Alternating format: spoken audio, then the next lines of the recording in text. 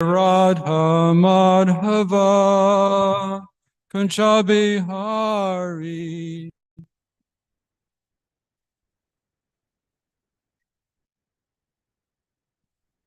Jaya Radha Madhava Kunja Bihari.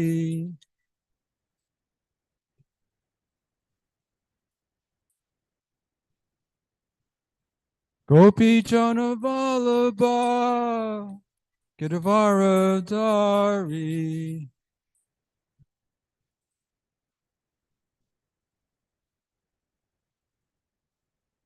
Gopi Jana Vallabha Girvaradari.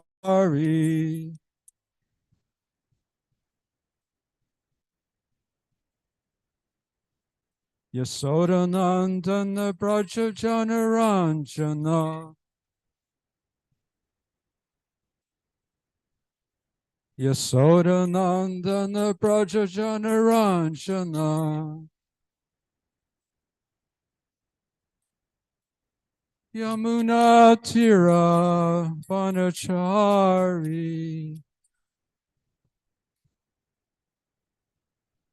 Yamuna Tira Vanachari.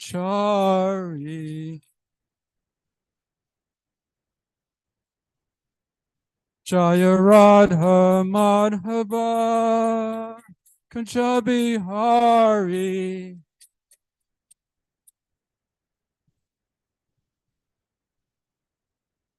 Jaya Radha Madhava Kunja Hari.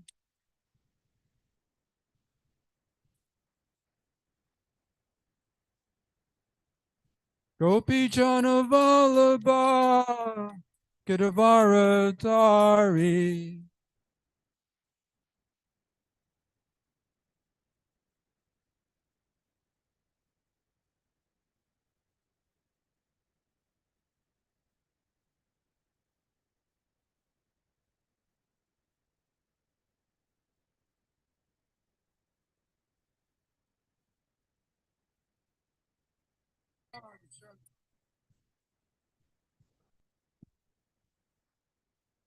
Yasoda Nandana Braja Janaranjana. Yamuna Tira Vanachari.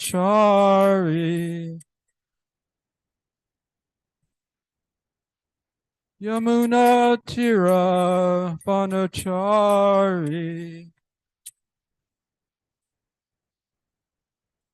Jaya Radha Madhava Kunja Hari.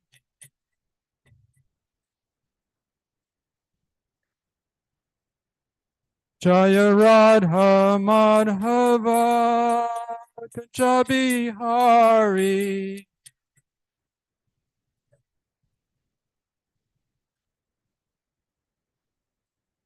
Jayam Swa Vishnupad Paramahamsa Parvajakacharya Asatar Sata Sri Srimad Abhay Charnarvinda Bhaktivedanta Swami Prabhupada Ki Jai. Jayam Swa Vishnupad Paramahamsa Parvajakacharya Asatar Sata Sri Srimad Srila Bhakti Siddhanta Saraswati Goswami Maharaj Prabhupada Ki Jai. Anantakoti Vaishnavinda Ki Jai. Namacharja Sri Haridas Thakur Ki Jai. Prem Se Kaho Sri Krishna Chaitanya Prabhu Nityananda Sri Advaita Gadadhar Shivasati Gaur Bhaktavinda Ki Jai. Sri Sri Radha Krishna Gopa Gopinath Shama Kund Radha Kund Giri Govardhan Ki Jai. Sri Vrindavan Dham Ki Jai. Sri Navadvip Dham Ki Jai. Mathura Dham Ki Jai. Jagannath Puri Dham Ki Jai. Ganga Mai Ki Jai. Yamuna Mai Ki Jai. Talalsi Devi Ki Jai. Bhakti Devi Ki Jai. Sri Sri Gaurnitai Ki Jai. Srila Prabhupada Ki Jai. Samaveda Bhaktivinoda Ki Jai, Gaur Premanande. All glories to the assembled devotees. All glories to the assembled devotees. All glories to the assembled devotees. All glories to Sri Guru and Garanga. Om Namo Bhagavate Vasudevaya. Om Namo Bhagavate Vasudevaya. Om Namo Bhagavate Vasudevaya. Srimad Bhagavatam, the Science of God, Canto 2, answers by citing the Lord's version. Text number 8. Divyam Sahasra Abdam Amoga Darshana Jita Anila Atma Vijita Ubaya Indriya Atapyata Sma Akila Loka Tapanam Tapa Tapiyan Tapatam Samataha.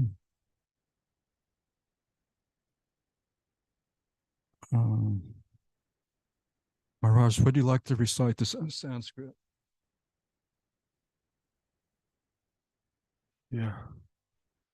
Jam Sahasrabdam Amogadarshano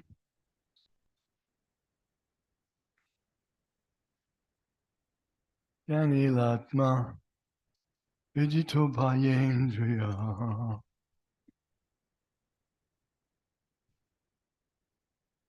Tapyatasma Kila Lokatapanam Pastapiyam Stapatam Samahita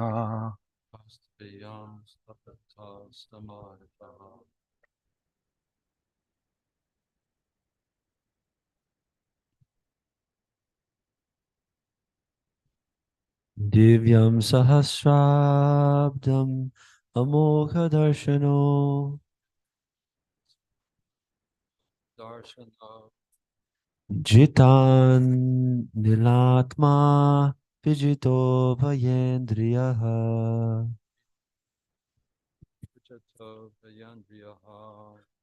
Atapyata Sma Kilaloka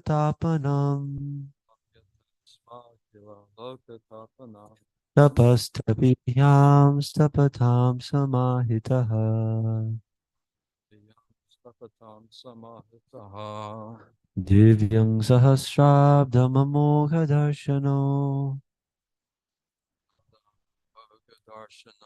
Jitan Nilatma Vijito Bhayendriyaha Atapyata Sma Kilaloka Tapanam Tapastapiyam Stapatam Samahitaha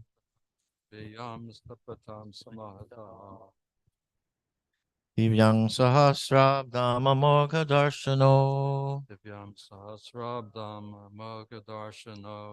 Jita Nilatma Vijito Bhayendriyaha Tapyatasma Kila Lokatapanang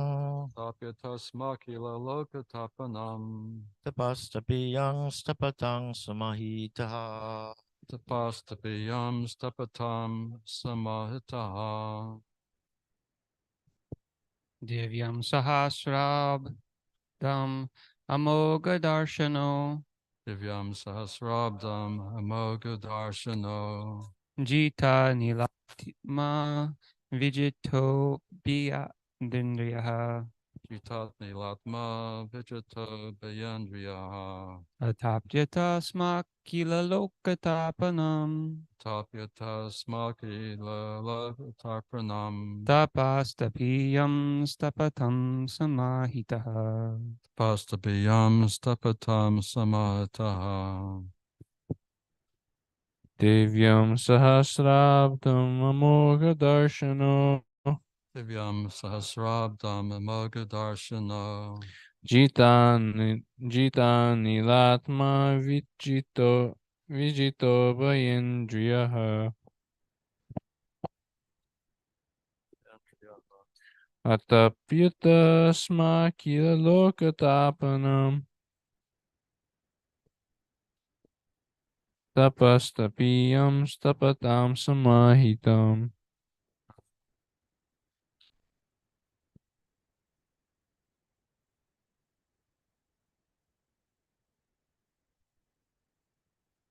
Divyam sahasrabdam amoga darshana. Jitani latma vijito bayendriyaha.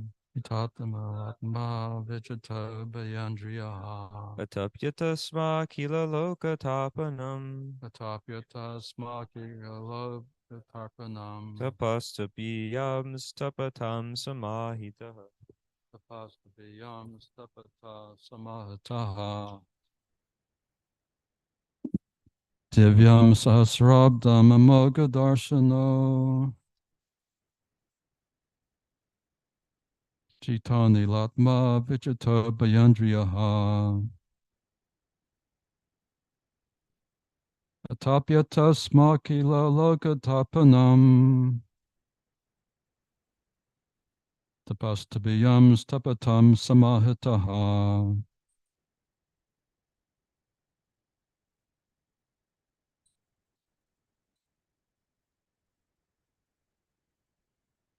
Anyone else? Mataji?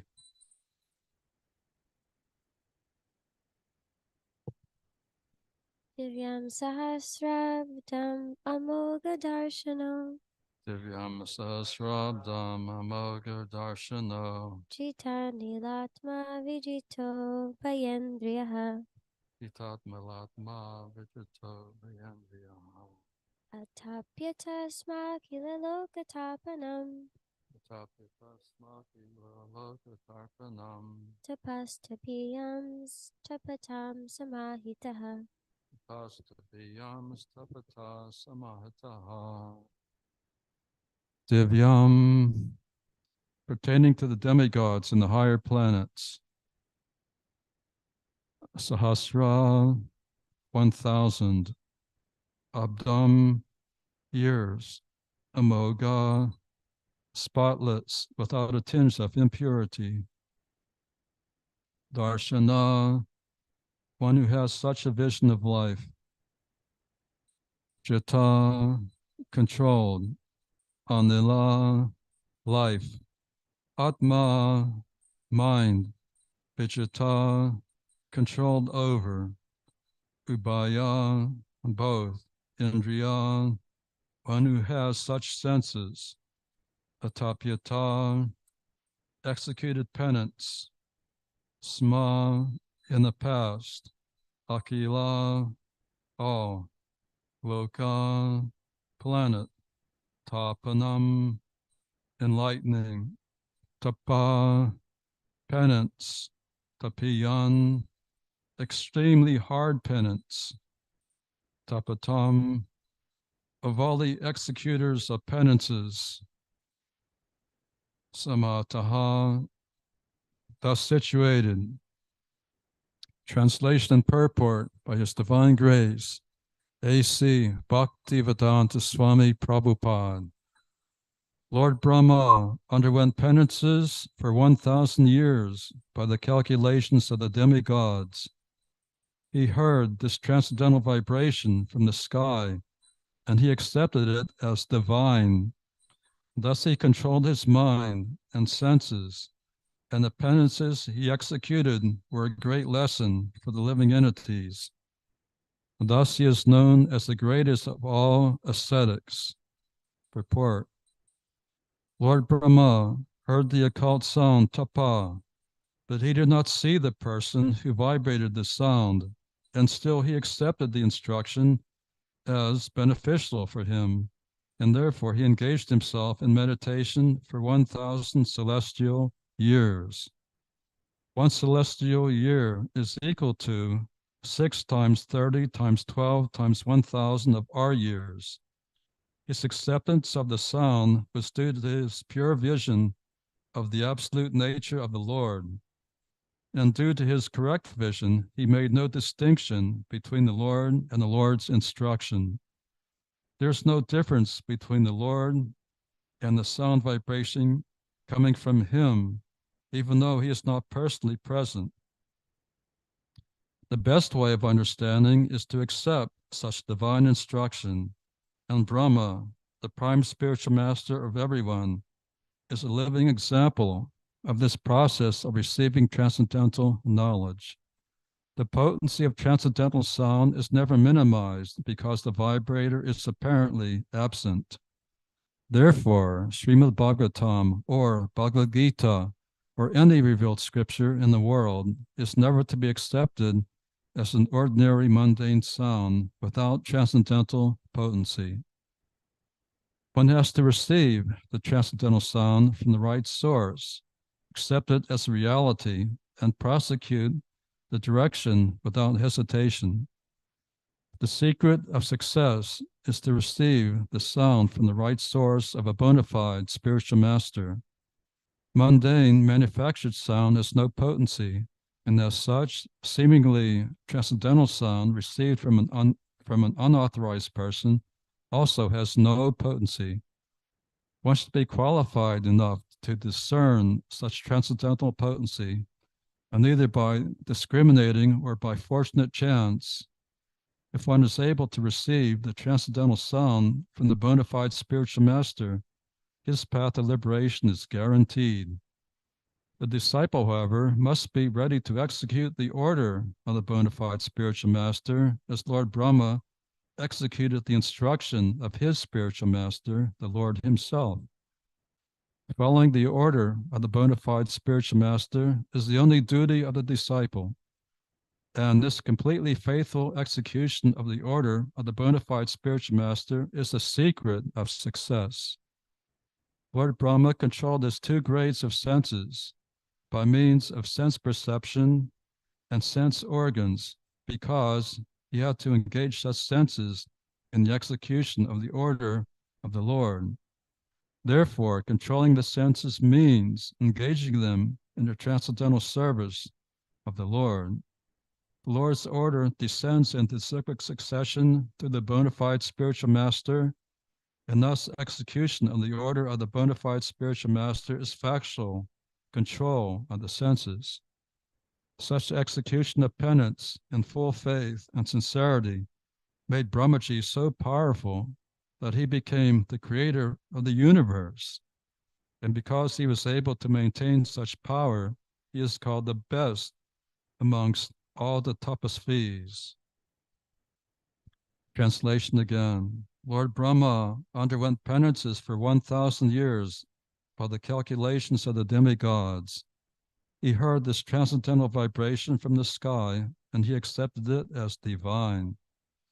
Thus he controlled his mind and senses, and the penances he executed were a great lesson for the living entities. Thus he is known as the greatest of all ascetics.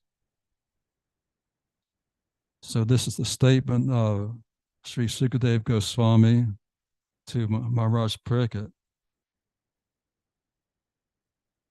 And Lord Brahma, before he had the potency to create this universe, first he had to undergo penance, because the first thing he heard were 2 syllables, ta-pa, tapa. Tapa means austerity. Without austerity, nothing's possible. Like this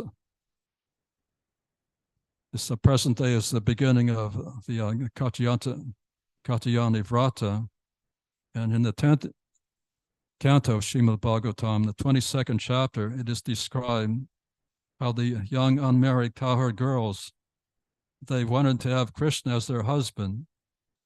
And for this purpose, they worship the goddess Katyayani with a vow to eat for this month.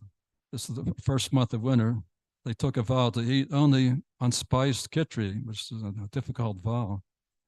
And they took bath at sunrise at the river Yamuna. And after taking bath in the river Yamuna, they fashioned a deity of the goddess Katyayani from the wet sand on the bank of Yamuna, and they worshipped this goddess with offerings of sandalwood pulp and fruits and fragrant flower garlands, betel nuts, and various other fragrant offerings, aromatic offerings. But they didn't worship goddess Katyayani for any material purpose. Their purpose was pure, to have Krishna as their husband. So one should accept anything favorable for the service of Krishna. And we see later in Krishna's pastimes, he fulfilled all the desires of the unmarried gopis. So Krishna's so kind. And time is relative. On this earth planet, one of our years is equal to 2,160,000 celestial years. And Brahma executed austerity for 1,000 of those celestial years. So that total time that Brahma executed his austerity comes to 2,160,000,000 of our earth years. But for us, it seems like an unimaginable long length of time. But for Brahmaji, who has a very long span of life, for him, this is only a few hours in his day. So time is relative. The lifetime of a human being seems eternally long for a microbe or an insect. And Albert Einstein, he postulated his theory of relativity, and this is also corroborated in the Vedas, because time is relative according to the body of the living entity. Time is calculated differently.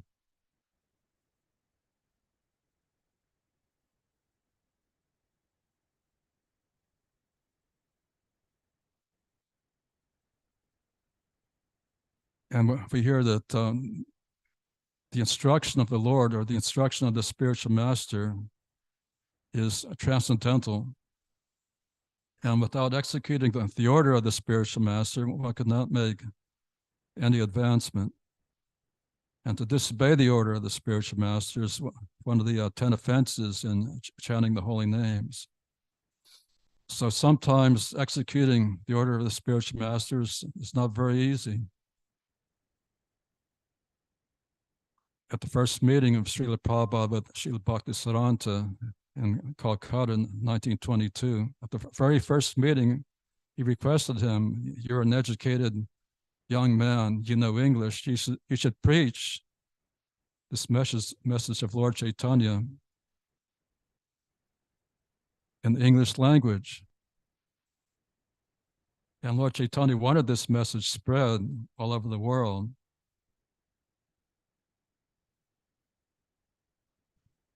So in Lord Chaitanya's movement, he's made self-realization very easy. Just chant Hare Krishna, Krishna Krishna, Hare Hare, Hare Rama, Rama Rama, Hare Hare.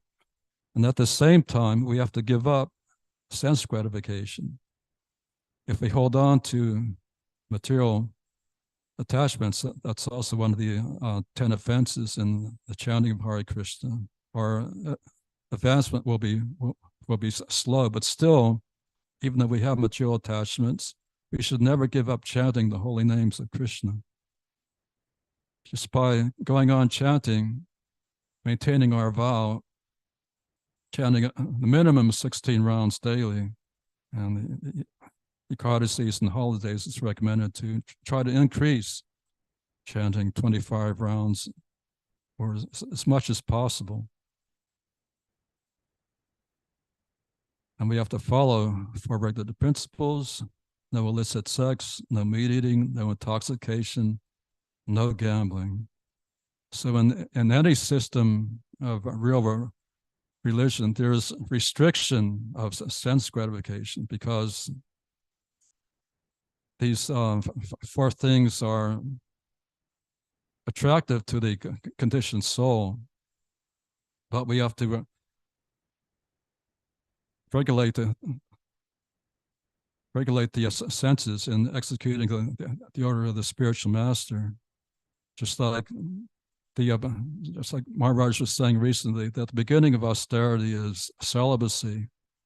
And in other forms of yoga, jnana yoga, ashtanga yoga, the yogi has to practice complete celibacy, no sex life. And in the varnashram system, the three social orders, there's sex life is not allowed. That's only allowed in the grihastha ashram. Because the more we indulge in sex life, the more we misidentify ourselves with this material body. And with this misconception, we cannot make much advancement in spiritual life. And in every scripture of the world, it said that semen should not be wasted, because semen is meant for developing a God-conscious child. So this act of sex life should not be taken lightly. And according to the Vedas, before husband and wife go to sex life, they perform the Garbhodana Samskara to purify the mind of lust. Because if one engages in sex activity only impelled by lust, then the result is Varna Sankara. And we see all over the world today that the Varna Sankara, these unwanted children or demonic children are creating havoc all over the world. And even though we were born in demonic families, still by accepting the order of the spiritual master, accepting the order of Lord Chaitanya to chant the holy names of the Lord, we can become purified. And the conditioned soul is like a person who is trapped at the bottom of a well, and if someone hears someone crying at the bottom of a well, and he throws him a rope, then he can be saved. So the rope is the instructions of the spiritual master.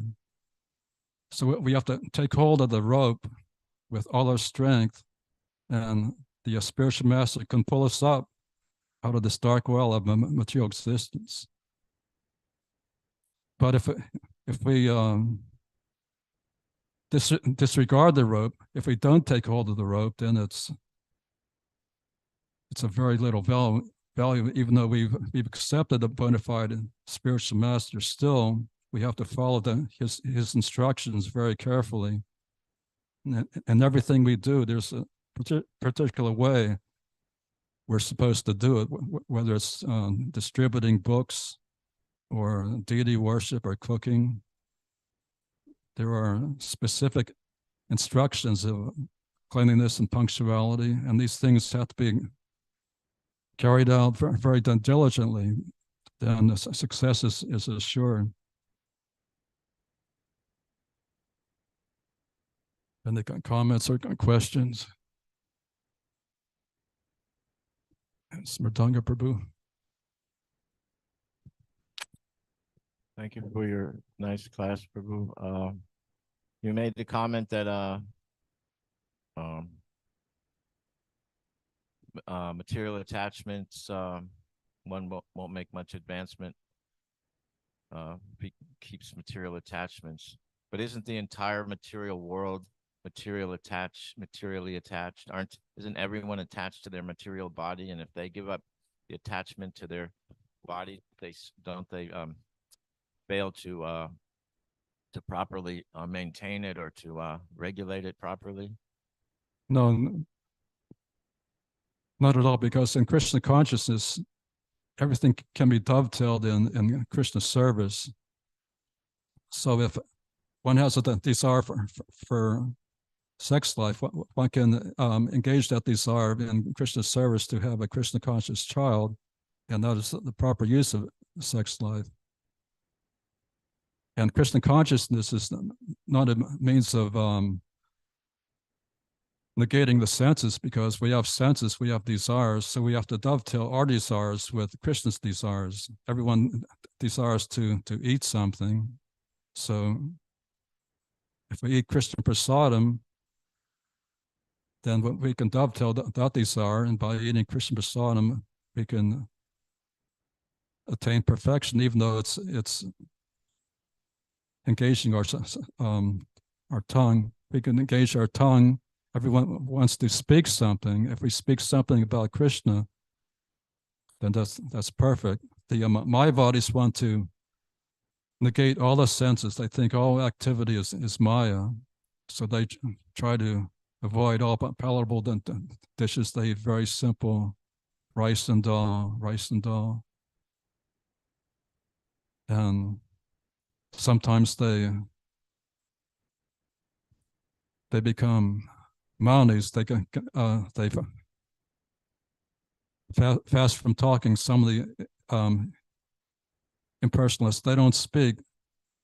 If they want to express something, they write something down on a chalkboard, because they're afraid of talking nonsense. But the devotees are also afraid of talking nonsense, but they can engage their tongue in glorifying Krishna, glorifying the spiritual master, and that's a proper use of our tongue. And similarly to like the perfect example in this connection is cited in Bhagavad Gita as Maharaj Ambarish. He engaged all his senses in the service of Krishna. He engaged his legs in walking to the temple of Krishna. Jai Shri Shri Gaurnitai. He engaged his hands in cleansing the temple of the Lord. He engaged his words in describing the glories of the Lord. He engaged his ears in hearing the Bhagavad Gita and Srimad Bhagavatam, which describe the glories of the Lord. And in this way, he engaged all his senses. He engaged his sense of touch in touching the bodies of devotees. So he engaged all his senses in the service of the Lord. Therefore, he's a perfect example. And Lord Brahma is also a nice example for all devotees. He's the first spiritual master, and he engaged in penance and became so powerful that he was able to create the universe. So his spiritual master was the Lord himself.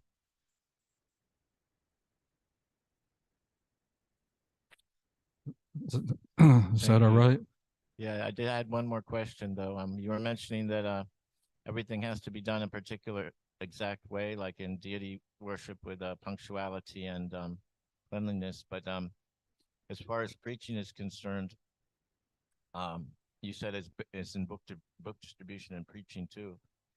Isn't the fact that in those areas there are a lot of details that are changed or flexible according to what produces the best results?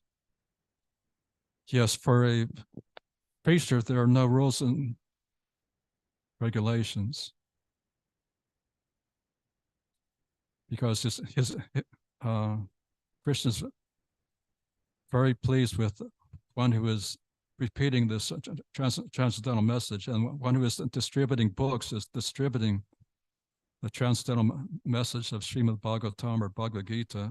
So he's so dear to the Lord that sometimes he has to break the rules and regulations for the sake of preaching. Just like some of the devotees who are preaching in communist countries in the 1980s, there was a scarcity of vegetables and fruits for their diet, and every every shop was mostly just meat and dairy products, and they were saying that they were saying to Prabhupada that it's very difficult for a Krishna conscious diet in the communist countries, and Prabhupada told them, well, if you have to, just eat meat, just to maintain your body, but don't give up preaching there. And then the devotee protest, I think it was Harikesh Maharaj. He said, Prabhupada, but what about my consciousness if I eat meat? And Prabhupada says, damn your consciousness. So Prabhupada was very enthusiastic about spreading Krishna consciousness, even at the expense of breaking some of the Vedic rules and regulations.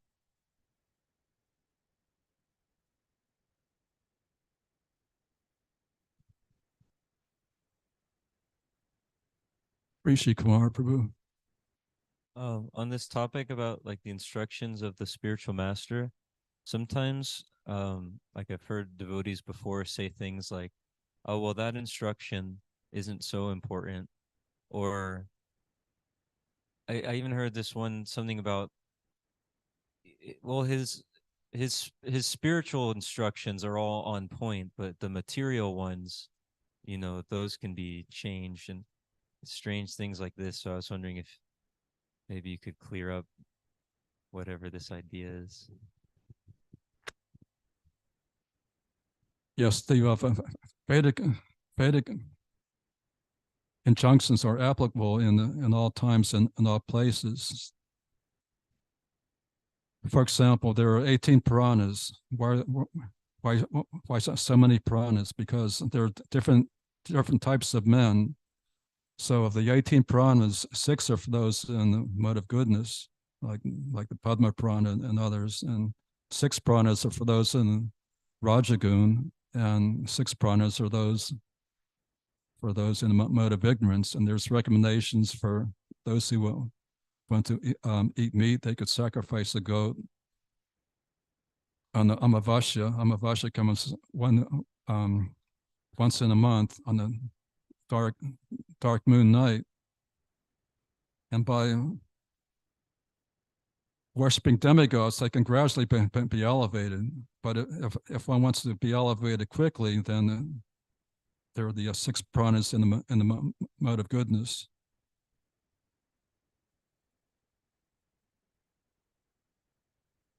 So the Vedas are not sectarian. There's something there for all classes of men, whether one is in the mode of ignorance, passion, or goodness. But one has to be guided by a bona fide spiritual master. Like you were saying, nowadays, the instruction of the spiritual master, since the founder acharya is no longer present, sometimes there's certain instruction of his tend to be minimized. So this is an offense to the spiritual master, and to change his books, change Prabhupada's words is a great offense. And even in his lifetime, devotees were beginning to change, edit, and revise Prabhupada's books. And Prabhupada's servant told us that when Prabhupada found out that the devotees were making unauthorized changes in his books, he became so angry. And Gauridas Pandit, who's Prabhupada's servant, said he never saw Prabhupada so angry as when he found out some rascal editors were changing his books.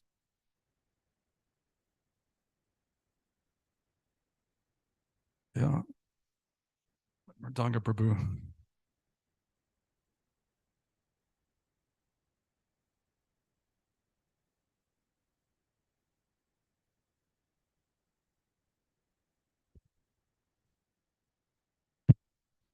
this topic is very controversial in the movement now because a lot of Prabhupada disciples accused Jayadvaita Maharaj and uh, changing Prabhupada's books, but Prabhupada did give also permission to Jayadvaita Maharaj and other devotees to make the books to the English, to correct the English in such a way that they would be more understandable to the English public. And if you read the first 3 volumes of Srila Prabhupada's Bhagavatam, they are a lot of them are the Prabhupada, as you know, his English was his second language, so it's a very thin line. I mean, where do you draw between what is actually changing the message of the book and of the Prabhupada and what is actually just putting it in a more proper English form for the public. So that's why this is such a controversial topic amongst the different devotees, even different Prabhupada disciples in the movement today, because Jayadvaita Maharaj was given that task of editing the books, and Srila Prabhupada gave him the instruction to do it.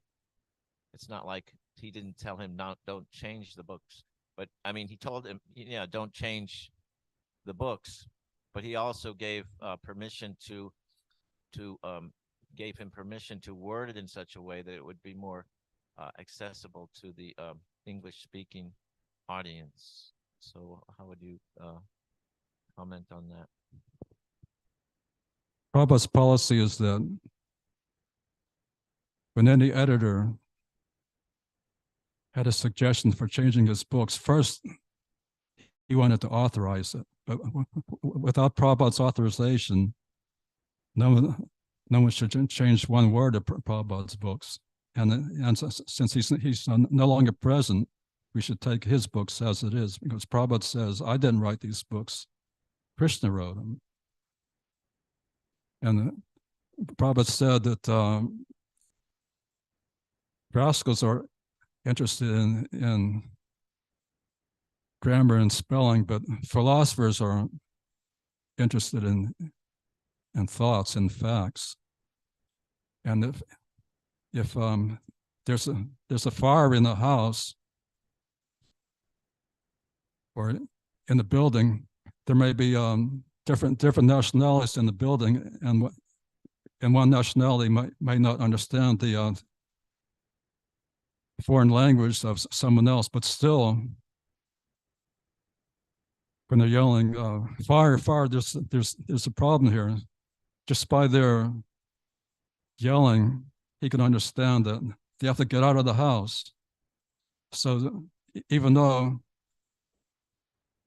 the language may not be perfect, still it's accepted by devotees who are honest. But those who are dishonest, they want to change the words of the spiritual master.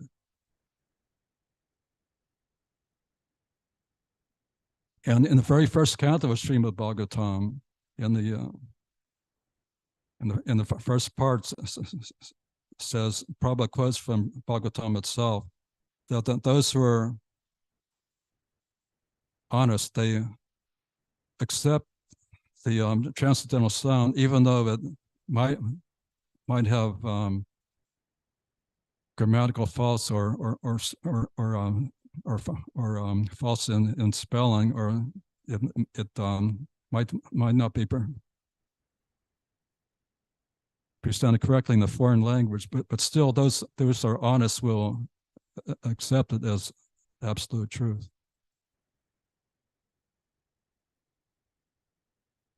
And even Lord Chaitanya, he accepted the writings of Chandidas and Jayadev Goswami, even though it's known that in their Sanskrit writings there are many grammatical faults, but Lord Chaitanya didn't change them, even though he could have corrected their Sanskrit errors.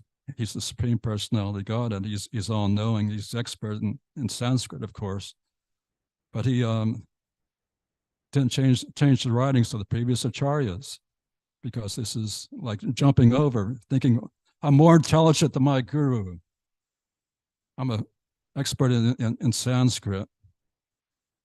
This is the greatest offense.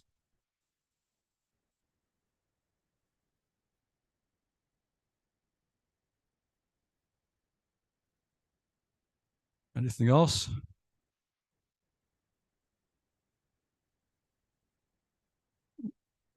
Rishi Kumar, Prabhu.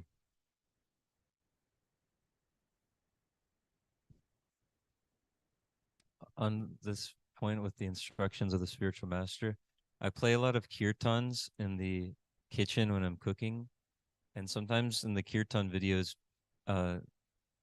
the people who come up and are playing the kirtan after like the one that I was listening to, someone else will come up and start playing, and I'll see they have beards, and sometimes they're wearing clothes that are like advertising like movies that are in the movie theaters today, and they're playing kirtan. So I was wondering like if there's any kind of standards like this about the devotee's appearance, that such as beards and some of these weird.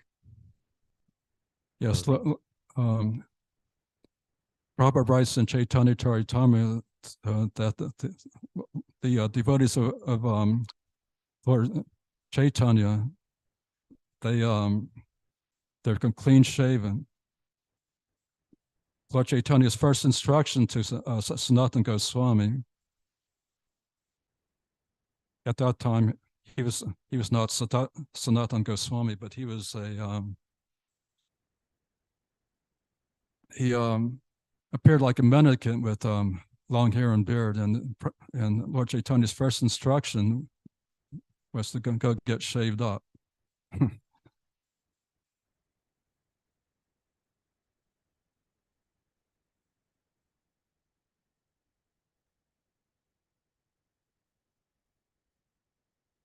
And Prabhupada liked it. Devotees to wear Vaishnava attire with the young ladies wearing saris and the men wearing kurtas and dhotis with nice tilak on their foreheads and marking the 12 parts of the body with tilak. This is to please Krishna and to mark the body as the temple of the Lord. And it said in Nectar of Devotion that anyone who sees a Vaishnava with his body marked with Vaishnava tilak, he can become so purified that he could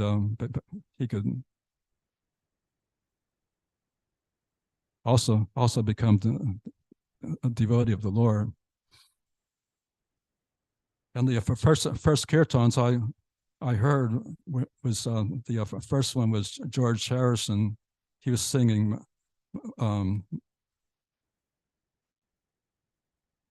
this song called "My Sweet Lord," and it became the #1 song on the radio all over America. And then in the chorus, he was singing "Hare Krishna, Krishna Krishna, Hare Hare." And my girlfriend and I, we really liked this song, although we didn't understand what it meant. But this is our favorite song. And George Harrison heard it from Srila Prabhupada first, from a pure devotee. But even though George was not practicing perfectly, he was still smoking cigarettes and hanging out with degraded rock stars. But still, he was following some of Prabhupada's instructions. So there was some potency there. And the second kirtan I heard, it was before I joined the Hare Krishna movement. I was traveling in New Mexico, visiting various alternative communes, and there's one commune in the Sangha de Cristo Mountains in northern New Mexico called Lama Foundation. I heard that commune is still there, but they're like focus. Their main attraction is Zen Buddhism, but still there was a Kirtaniya there, Allen Ginsberg, and Allen Ginsberg first heard Hare Krishna Maha Mantra when he was in India, and he was chanting Hare Krishna in America even before Srila Prabhupada. And when Prabhupada came, Prabhupada had many meetings with Allen Ginsberg, and he requested Allen Ginsberg to join the Hare Krishna movement, because Allen Ginsberg was a great leader of the hippie generation in the 1960s. And when I came to the Lama Foundation, it was on this remote mountainside, and on this mountainside there was a teepee, and inside was Allen Ginsberg playing the harmonium with his friend Bhagwan Das, and he was chanting Hare Krishna, Krishna Krishna, Hare Hare, Hare Rama, Ram Rama, Hare Hare. So even though he was not following the regular principles very strictly, but still he was following Prabhupada's instructions to go on chanting Hare Krishna.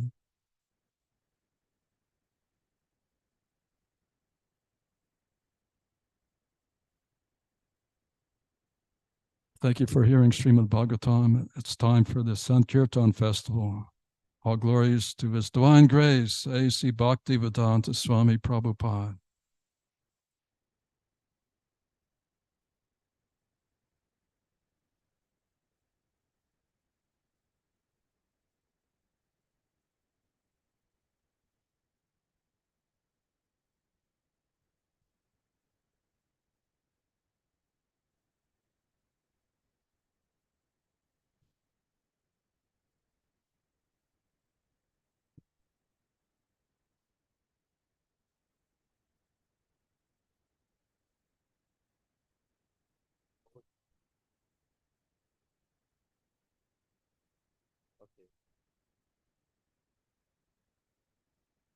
So we'll read the Sankirtan scores for the pleasure of their lordship, Sri Sri Gaurani Tai, Tulsi Maharani, Lord Nrsimhadev, the Vaishnavacharyas, His Holiness Dhanavir Goswami, and all the assembled devotees.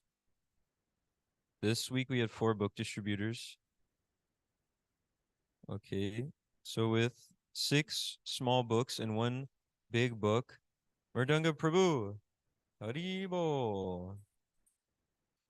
With 1 small book, 6 big books, and 1 Maha big book for 8.25 book points, Radha Damodar Prabhu, Jai.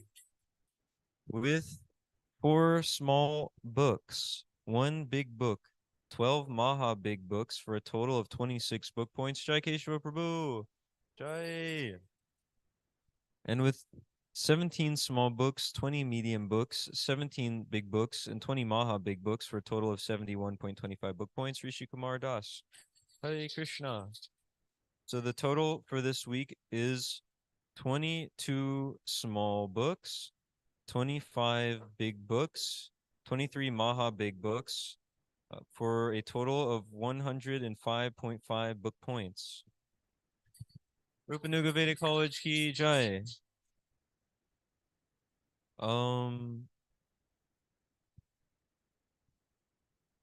So, sorry, for a total of 95.5 book points. So for the highlight from this week, we don't have any stacks of books right now. We need to make some stacks, but since we don't have the stacks, we've just been doing individual books to people in the malls.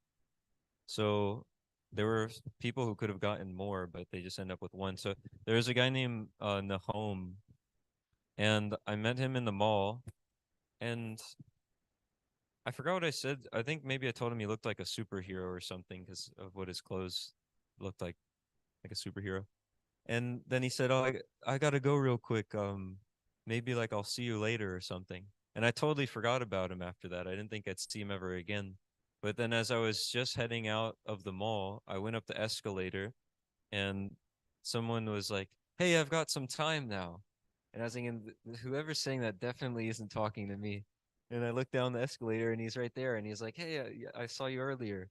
So he said, "What are you doing or what do you have?" And I started handing him a few books and he was like, "Wow, this is like some really great stuff." He was just really interested in them. He was kind of flipping through them. And I told him we just ask a donation, and then on Cash App he sent $50. So I didn't have enough books to properly reciprocate with him. I would have given him that SUPTA we were distributing. So I just took out each one I had. I gave him like Science of Self-Realization, Journey of Self-Discovery, Bhagavad Gita, and I think 2 small books. He was like, "Really, I can have all these?" I was like, "Definitely." I would have given him more. He's so nice. Transcendental Book Distribution, Ki Jai.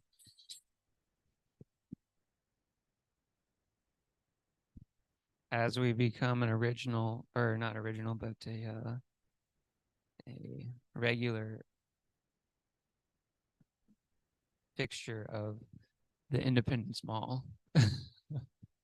There was a gentleman there. It was actually the first person I talked to, and I showed him the Bhagavad Gita and gave him the whole spiel about the changing of the bodies and where something inside stays the same.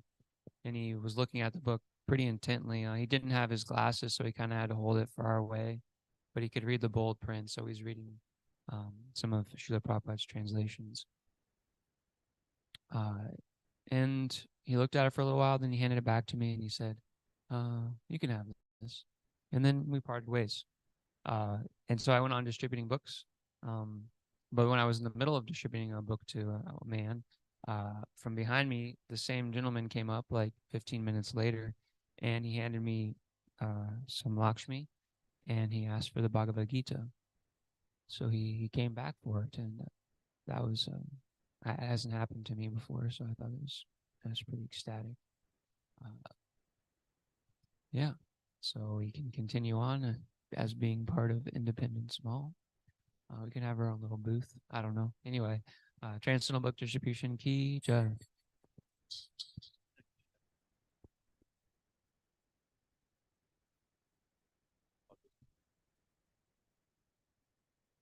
We went to the shopping center and we went into the shops, and there was one guy who walked in and he said namaste. And so he immediately took a book, and then he also later came and found me and gave me something that I had left on the counter, something pretty important. So that was nice. It was it was like a counter. It was my counter. The clicker is a clicker. I drove a clicker, you know. So though, yeah, he did that, and that was really nice. Yeah, Transcendental Book Distribution, Ki Jai.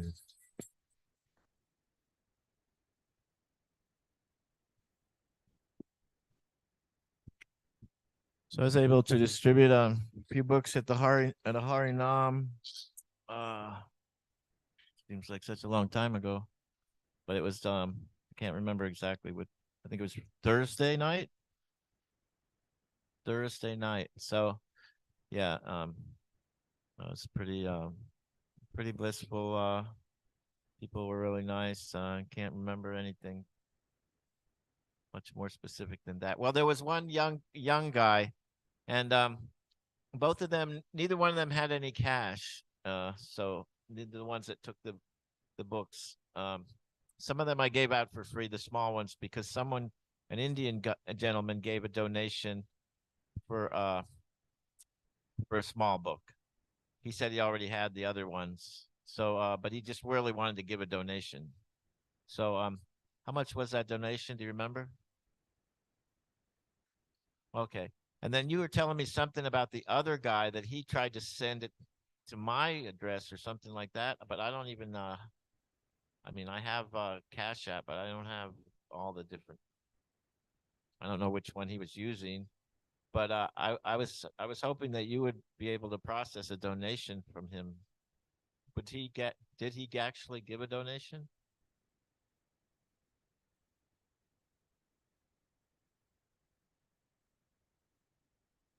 All right, so that was him. Okay, so it did go through then. Okay, so that was the big book to answer your question. Transcendental book distributions.